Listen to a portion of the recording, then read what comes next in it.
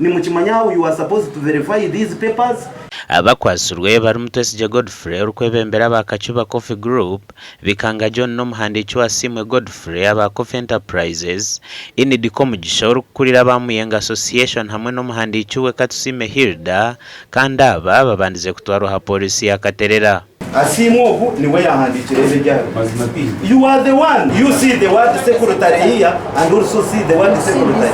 But even he saying here he saying it, now he's saying he is not the one.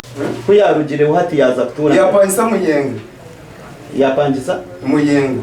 Ukasofa atombere bye byamaze no kutunga sente.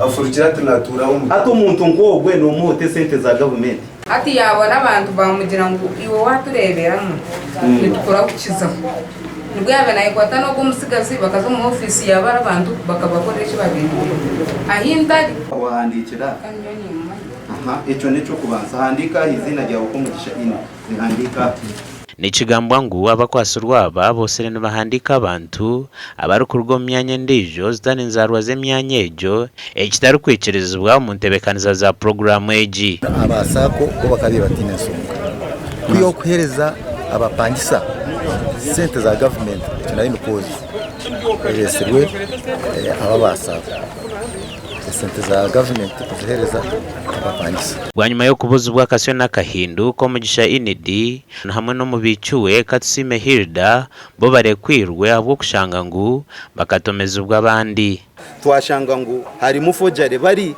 babire ni batunga sentezo omwizina ry'abakazabo bakuzakumiza muchondoza ni ya person wa sako na secretary wa sako amana ya person wa guruupu kachuba tu vanera growers na kachuba one Coffee growers group babasagara mu chame abantu RDC arabwira abo bona binentekateka zo kushahura sente za PDM ngo bariye n'ururya Gasha Onesmus India nabo muri Rubirizi.